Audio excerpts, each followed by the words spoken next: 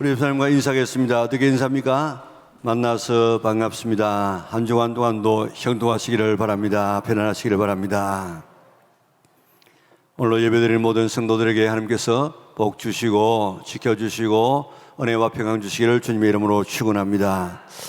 20세기에 가장 큰 영향력을 끼친 미국의 심리학자는 메슬로라는 사람인데, 이 사람은 사람에게는 5가지의 기본 욕구가 있다, 그렇게 설명을 하고 그것을 하나의 도식화 시켰습니다. 그래서 삼각형을 그린다고 하면 제일 아래 저변에 1단계는 생리적 욕구가 있다. 그래서 생리적 욕구를 채우기 위해서 식욕과 성욕과 그리고 수면욕이 있다.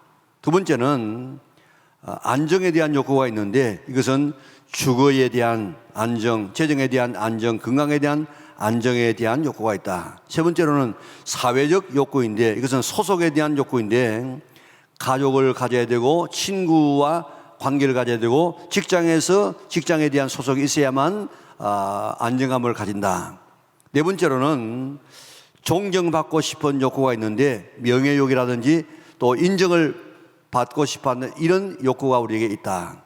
그리고 제일 마지막 5단계는 자기 실현의 욕구가 있는데, 더 나은 자기를 만들고 싶어 하고 있는 이런 욕구가 우리에게 있다. 사람에게는 육체적으로 또 낮은 계층의 욕구가 충족되어지면 그 위에 있는 내적인 충족, 더 높은 단계의 욕구로 나가는 것이 우리 인간이라고 이야기했습니다. 사람은 모두 존경받고 싶어 하고 더 나은 인간이 되고 싶은 이런 욕망을 가지고 있습니다. 오늘 본문을 보세요. 9절을 보면요, 또 자기를 어렵다고 믿고 어렵다고 존경받고 싶은 바리새인과 그러지 못한 세리의 기도가 대조되어 나오고 있습니다. 모든 사람은 어렵다고 인정받고 싶고 존경받고 싶은 욕구를 가지고 있는데, 이 의의 문제는 성경과 기독교의 중심적인 주제요, 최대의 목표입니다. 하나님께서 인간을 어렵게 만들어 놓았는데, 인간의 범죄함으로 그 모든 의를 다 잃어버려서 불의하게 되어졌습니다. 불의의 결과는 죽음과 온갖 이런 좋지 못한 것들이 다 밀려오게 되어지는데, 그 결국은 지옥의 형벌입니다. 죄로 불의하게 된 인간을 의롭게 하기 위하여서 하나님께서는 아들까지 이 땅에 보내놓으시고 십자가에서 죽게 하심으로 그 피로 우리의 모든 죄를 다 씻어서 의롭게 하시는 길을 만들어 놓았습니다. 하나님과 영원히 살 수 있는 이런 길들을 마련해 놓았습니다. 이것이 바로 성경의 주제요, 기독교의 본질입니다.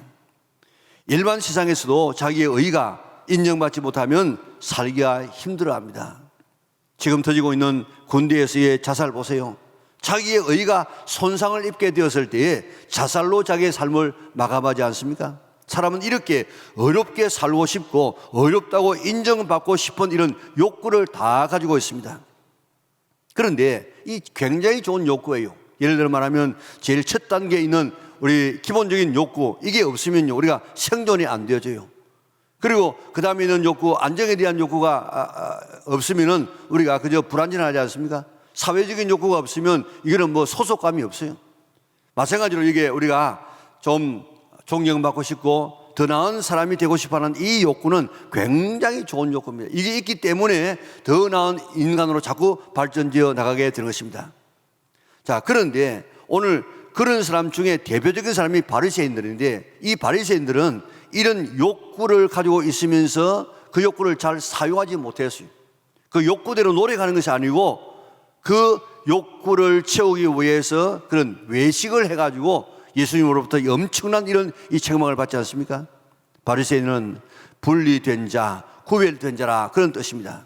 일반 사람들과 달리 율법을 철저하게 지키는 사람들이었습니다. 이들은 율법을 지킴으로 의를 얻고자 했습니다. 그래서 오늘 본문 11절을 한번 볼까요? 같이 읽습니다.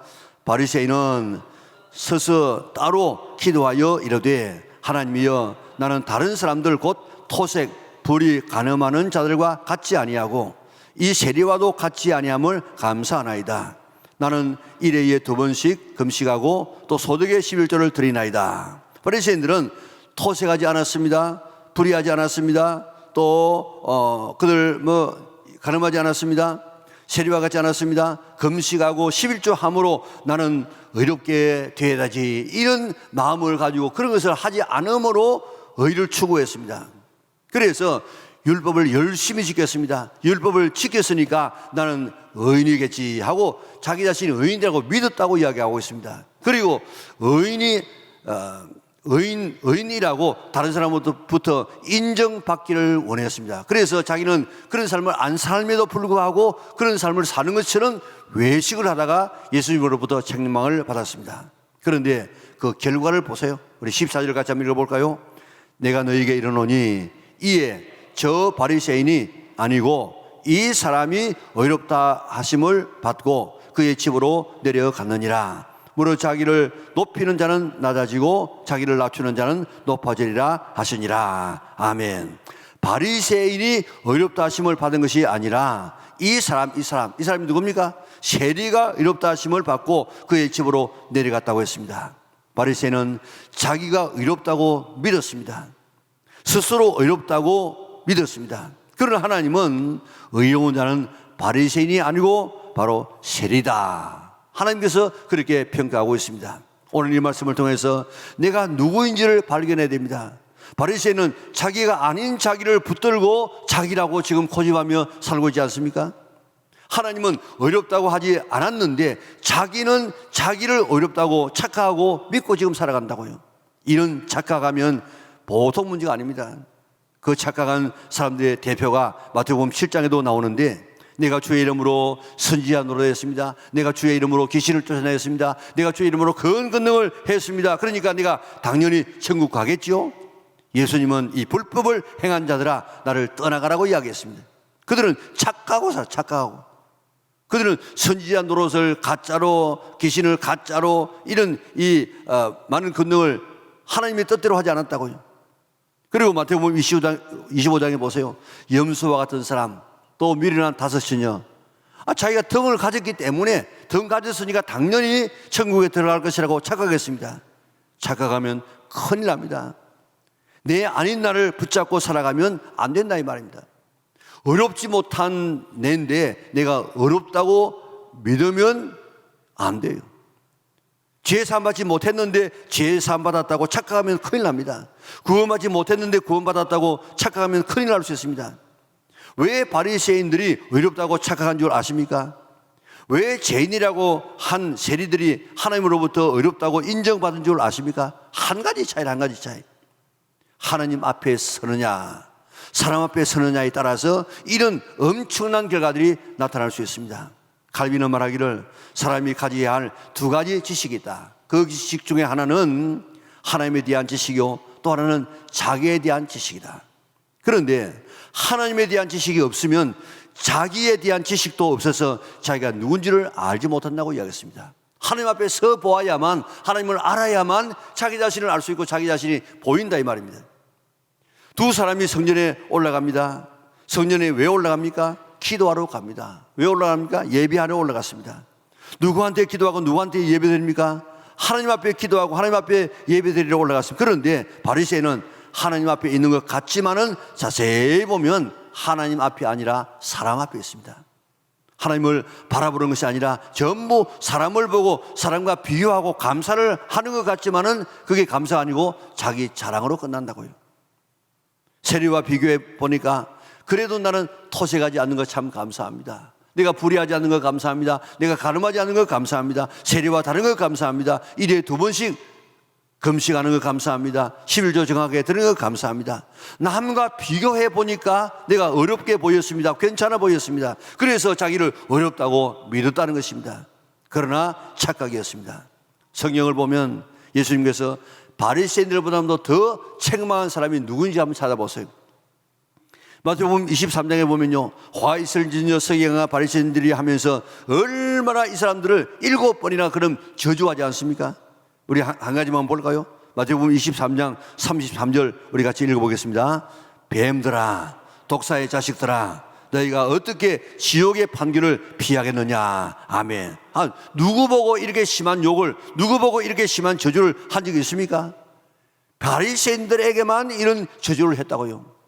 바리새인들의 죄가 무엇입니까? 한마디로 말하면 외식하는 서기관과 바리새인들이여, 사람을 의식하고 사람에게 잘 보이려고 노력한 이것밖에 없어요.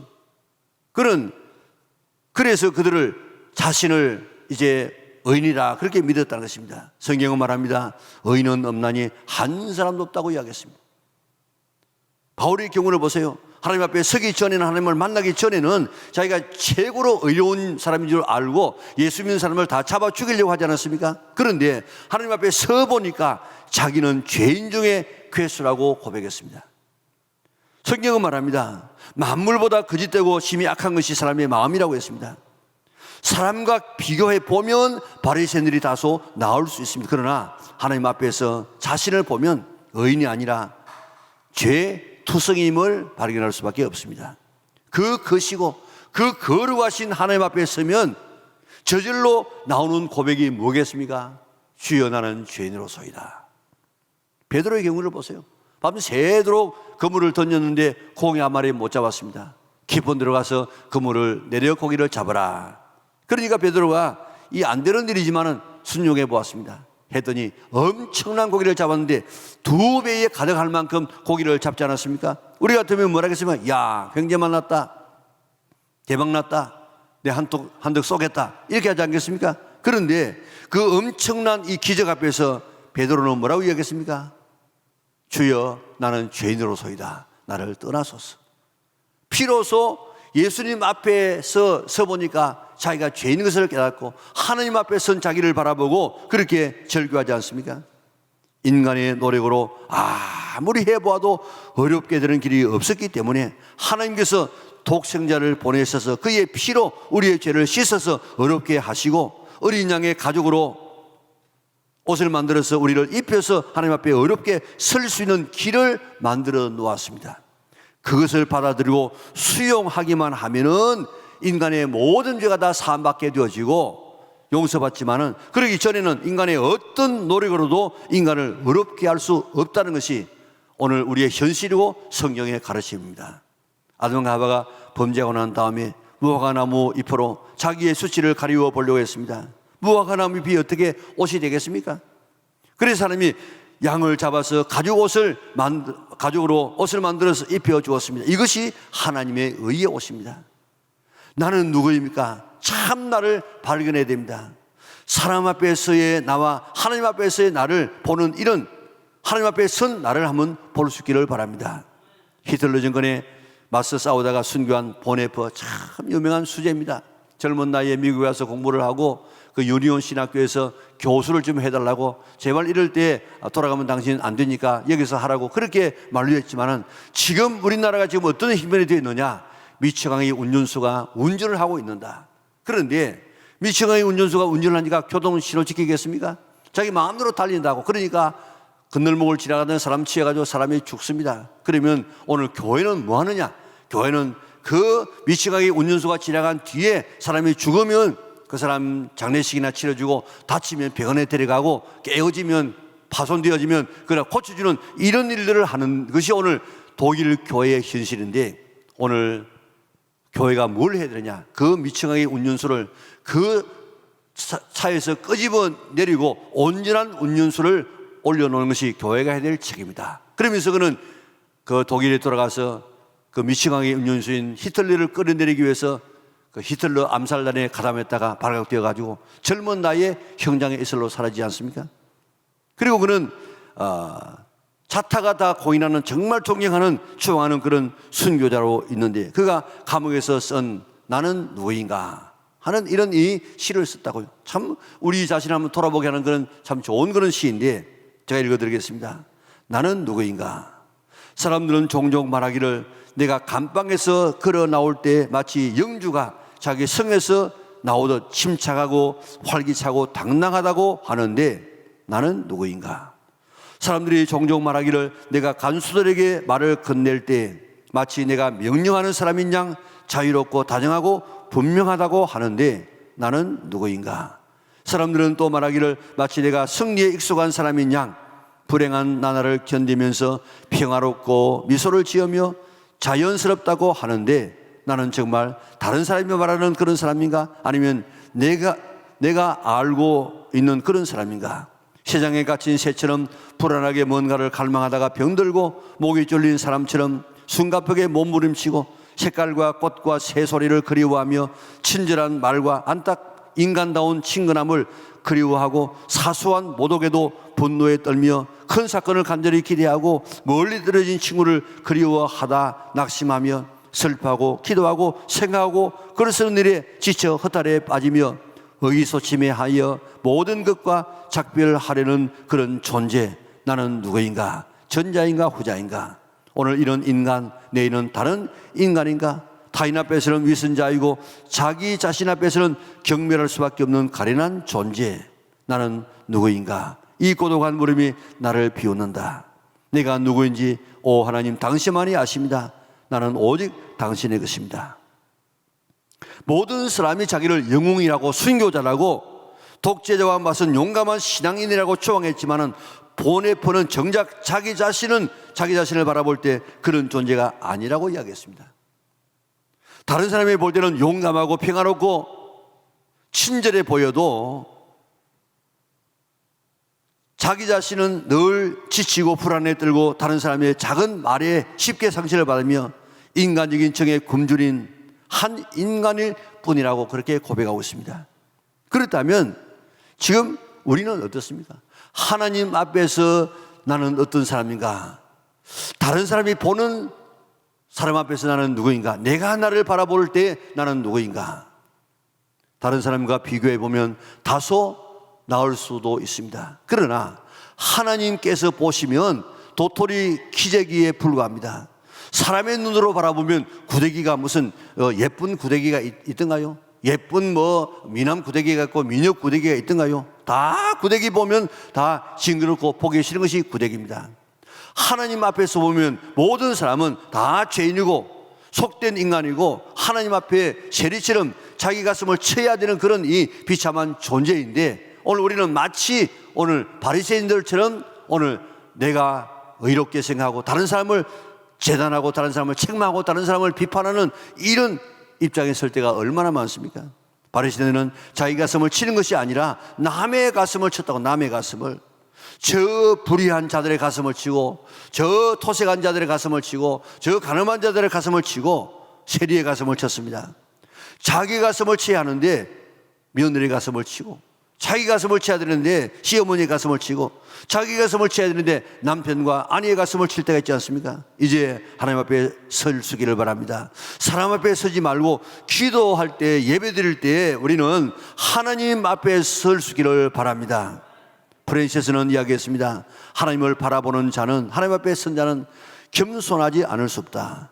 겸손하지 않는 이유는, 자기를 자랑하고 남을 무시하는 이유는 다 한 가지, 하나님 앞에 서지 않기 때문이다 그랬습니다. 하나님 앞에 선 사람이 누굽니까? 바로 오늘 세리입니다. 세리는 어떻게 했습니까?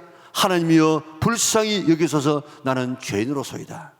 세리는 감히 다른 사람이 있는 곳에 나가지도 못하고 한 구석에 엎드려서 무릎을 꿇고 하나님을 바라보았습니다. 사람 바라보지 않았습니다. 하나님이여 불쌍히 여기소서, 나는 죄인으로소이다. 이 기도는 최고의 기도인 줄 믿으시기를 바랍니다. 하나님이여 우리를 불쌍히 여겨 주옵소서, 나는 죄인으로소이다. 하나님이 우리를 한번 불쌍히 여기시면 다 끝납니다. 그래서 복음서를 보세요. 응답받은 자들의 기도가 다 이 기도였습니다. 마태복음에 있는 말씀만 몇 마디 한번 찾아볼까요? 9장 27절에 보면 예수께서 거기서 떠나가실 새 두 명인이 따라오며 소리질러 이르되 다윗의 자손이여 우리를 뭐요? 불쌍히 여기소서 하더니. 15장 22절에 볼까요? 가난한 여자 하나가 그 지경에서 나와서 소리질러 이르되 주 다윗의 자손이여 나를 뭐요? 불쌍히 여기소서, 내 딸이 흉하게 귀신 들렸나이다 하되. 17장 15절입니다. 주여 내 아들을 뭐요? 불쌍히 여기소서, 그가 간질로 심히 고생하여 자주 불에도 넘어지며 물에도 넘어지는지라. 20장 30절 31절 볼까요? 맹인 두 사람이 길가에 앉았다가 예수께서 지나가신다 함을 듣고 소리질러 이르되 주여 우리를 불쌍히 여기소서. 다윗의 자손이여 하다 무리가 꾸짖어 잠잠하라 하되 더욱 소리질러 이르되 주여 우리를 불쌍히 여기소서. 다윗의 자손이여 하는지라. 예수님께 우리를 불쌍히 여겨달라고 했습니다. 예수님이 한번 불쌍히 여겨주시면 나머지 모든 문제는 다 해결되는 줄 믿으시기를 바랍니다. 볼까요? 14장 14절입니다. 예수께서 나오사 큰 무리를 보시고 불쌍히 여기사 그 중에 있는 병자를 고쳐주시니라. 20장 34절입니다. 예수께서 불쌍히 여기사 그들의 눈을 만지시니 곧 보게 되어 그들이 예수를 따르니라. 예수님께서 불쌍히 여기니까 병자가 고침받았습니다. 귀신이 떠나갔습니다. 불쌍히 여기니까 죽은 자가 살아났습니다. 불쌍히 여기니까 4,000명을 먹이셨습니다. 죄를 용서해 주었습니다. 모든 문제가 다 해결되어졌습니다. 예수님, 저를 불쌍히 여겨 주옵소서. 저는 죄인입니다. 오늘 이 기도를 교회사적으로는 예수님의 기도라 그렇게 부르고 있습니다. 예수님이 하신 기도가 아니고 예수님을 감동시킨 예수님께 드린 기도라는 것입니다. 사막의 수도사들이 하루 종일 기도할 때 하루 종일 기도할 수 있겠습니까? 그래서 그들은 그렇게 기도했습니다. 예수님, 저를 불쌍히 여겨 주시옵소서. 저는 죄인이로소이다. 저는 죄인입니다. 이 기도를 계속 하게 되었고 5세기에서 8세기경에 동방교회에서 꽃을 피웠습니다. 일명 화살 기도라는 기도인데 한국 사람에서 계속해서 쏘는 기도입니다. 기록에 의하면 1880년에 러시아의 한 청년이 어느 날 성경을 읽다가 쉬지 말고 기도하라 하는 말씀을 읽고 쉬지 말고 기도하라고는 그 뜻 어떻게 하면 쉬지 않고 기도할 수 있는가 그 방법을 찾기 위해서 스승을 찾아서 순례길에 떠났답니다. 순례 중에 큰 스승을 만나서 물었습니다.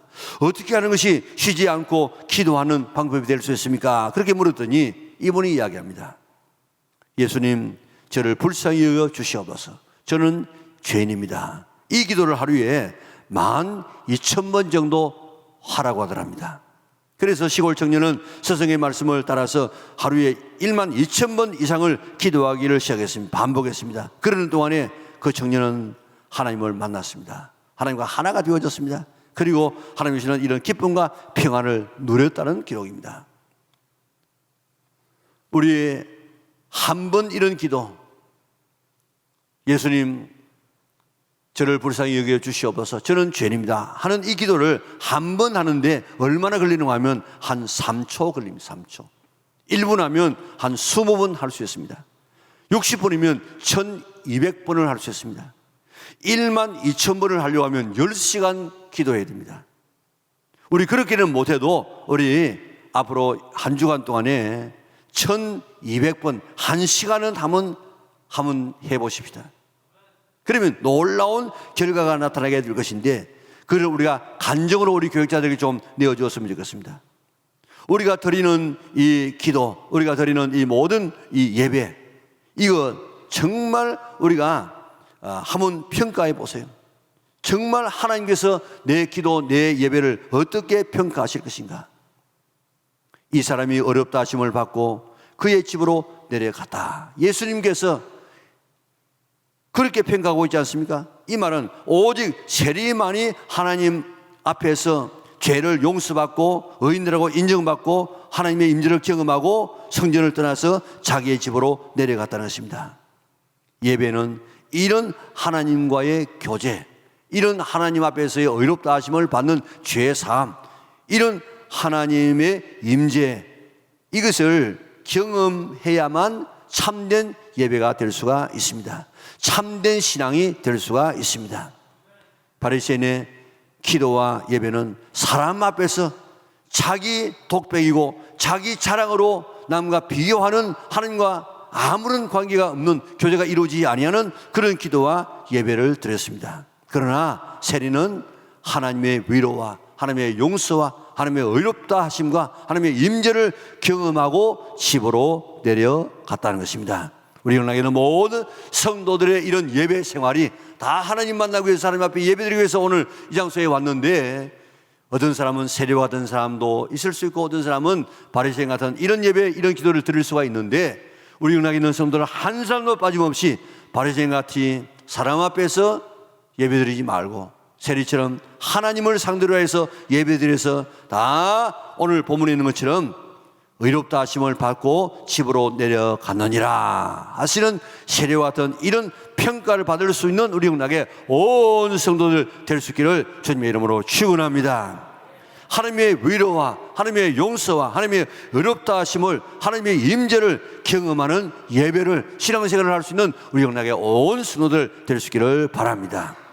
예배는 어느 부분을 통해서든지 이런 은혜를 받아야 됩니다. 그래야만 예배가 될 수 있습니다. 앨리스터 베크레스라고 하는 사람이 예수를 경험하는 영성훈련회라는 책을 썼습니다. 그는 22살에 옥스포드 대학에서 분자 생물학으로 박사를 받았던 수재 중의 수재입니다. 대학에 다니면서 신앙에 대해서 너무도 지적인 자기를 발견했습니다. 그래서 기독교를 더 알기 위해서 캠브리지 대학에 가서 루터의 십자가 신학을 연구하고 박사학위를 또 받았습니다.